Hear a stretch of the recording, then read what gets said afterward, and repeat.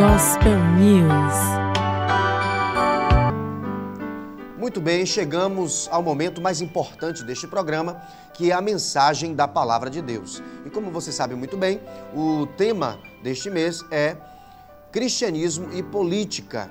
E hoje nós estamos trazendo assim para vocês o texto bíblico de 2 Timóteo, capítulo 2, versículo 2. E a Palavra de Deus nos fala assim: orem pelos reis e por todos os outros que têm autoridade, para que possamos viver uma vida calma e pacífica, com dedicação a Deus e respeito aos outros. Queridos, nós estamos assim estudando o cristianismo e a política e temos assim compartilhado com vocês a importância de a igreja estar assim com representantes no Congresso Nacional. Nós sabemos que por muito tempo, muitos pastores inclusive pregaram que a política era do diabo, não é? Mas nós sabemos que isso é um ledo engano. Na verdade, a política também é um instrumento através do qual Deus pode também abençoar a nação, a todos indistintamente, e também a sua igreja. Nós acabamos de ler aqui um texto que está na primeira carta do apóstolo Paulo ao seu filho na fé, Timóteo. E nós sabemos que a Bíblia tem 3 cartas pastorais, essa é uma delas. E aqui Paulo está dando orientações práticas ao seu filho na fé, Timóteo, acerca do ministério. Por quê? Paulo, ele conheceu Timóteo, Timóteo se converteu a Jesus Cristo e Timóteo demonstrou logo a tendência de se tornar um líder da igreja. E Paulo, o apóstolo Paulo, ele impôs as mãos sobre Timóteo e o consagrou a pastor. E acontece que Timóteo foi consagrado de forma atípica, muito jovem. Nós sabemos que na cultura judaica a pessoa só assumiu seu ministério público a partir dos 30 anos, razão pela qual Jesus também só assumiu seu ministério público a partir dos 30 anos, porque ele também veio para cumprir a lei. Enfim, então o apóstolo Paulo conheceu Timóteo, Timóteo aceitou Jesus, ele consagrou Timóteo como pastor e pelo fato de ser ele muito jovem, ele agora escreve 2 cartas orientando acerca de questões práticas do ministério, a fim de que ele não viesse cair. Paulo sabia que se tivesse alguma falha no ministério de Timóteo, ele seria o primeiro culpado. E outras pessoas da igreja, outros líderes da igreja iriam acusá-lo de ter imposto as mãos precipitadamente. Então, em meio a essas orientações práticas que o apóstolo Paulo ele dá ao seu filho na fé e recém-consagrado Timóteo, está essa orientação de que ele deveria orar pelas autoridades constituídas. Nós sabemos, amados, que José, ele foi um político lá no Egito. Nós sabemos também que Daniel foi um político também na Babilônia. Nós sabemos também que o próprio Cristo falou que devemos dar a César o que é de César e a Deus o que é de Deus. E nós sabemos também que Cristo admitiu no rol dos 12 apóstolos alguns políticos, inclusive Judas, não é? Judas, que era do partido dos Zelotas. Então nós entendemos, queridos, que a política é um instrumento através do qual Deus trabalha. Política, como já falamos etimologicamente falando, é administração do bem público. E nós sabemos que precisamos sim da política, precisamos de líderes que possam administrar bem a nação, os estados, as cidades, enfim. Agora, o interessante é que o apóstolo Paulo, ele recomenda a Timóteo, que estava em Éfeso, que ele deveria orar pelas autoridades. Por que devemos orar pelas autoridades?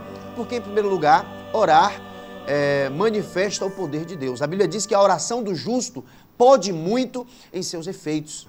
Então, a igreja de Jesus, ela deve sim orar por vários motivos.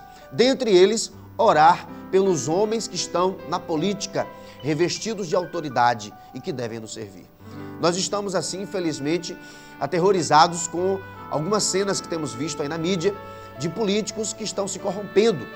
E nós sabemos que, infelizmente também, algumas pessoas que se dizem cristãs e que têm, assim, abarcado a política, infelizmente também têm se corrompido. Mas nós sabemos que existe muita gente boa, independente de serem cristãs. Existem cristãos lá envolvidos com a política e que estão dando um bom exemplo, como também pessoas que não são cristãs, mas são íntegras, independente da religião. Mas nós queremos focar hoje sobre a necessidade de orarmos pelo presidente, pelo vice-presidente, pelos ministros, pelos senadores, pelos deputados federais, pelos deputados estaduais, pelos governadores, pelos prefeitos, pelos vereadores, por todos os homens que estão envolvidos com a política e revestidos de poder. Por quê?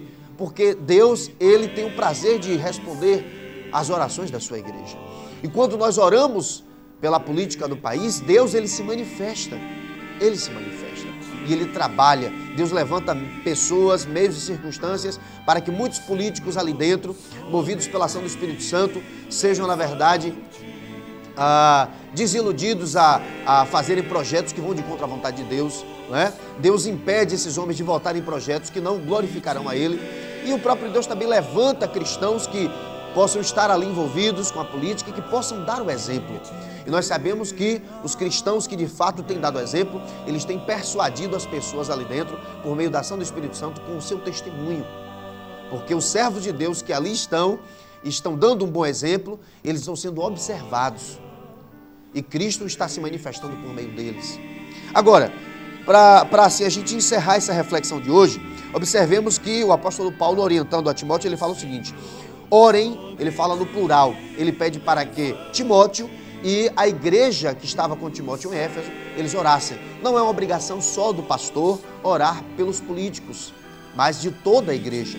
Então ele fala, orem, ou seja, toda a igreja, você, Timóteo, toda a igreja de Éfeso, orem pelos reis e por todos os outros que têm autoridade. Reis aqui é porque naquele contexto não existiam presidentes, não é? Mas enfim, contextualizando, que a igreja ore pelos presidentes. E também orem por todos aqueles que não são presidente, mas que também são políticos e que também têm autoridade sobre a nação.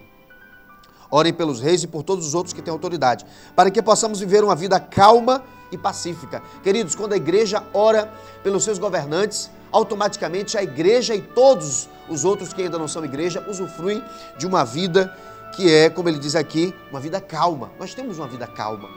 A Bíblia diz que feliz é a nação cujo Deus é o Senhor. Nós podemos, assim, vislumbrar o que vai ser lá no céu através do que a Bíblia fala sobre o milênio que vai acontecer aqui na terra. Nós sabemos que Cristo inaugurou os últimos dias, o Espírito Santo inaugurou a era da igreja, estamos vivendo o princípio de dores e, escatologicamente falando, o próximo passo vai ser o arrebatamento da igreja.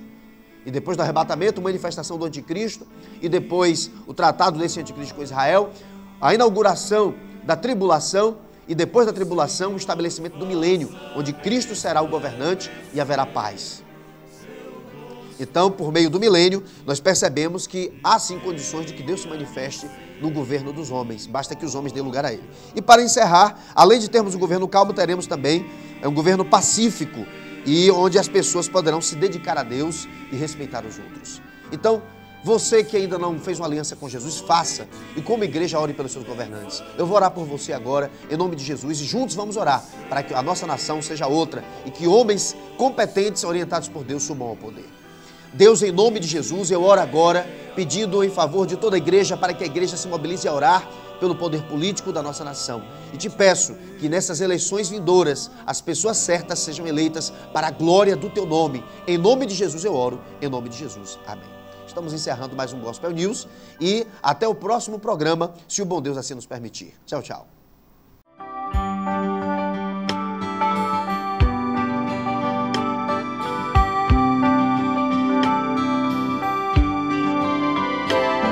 Gospel News.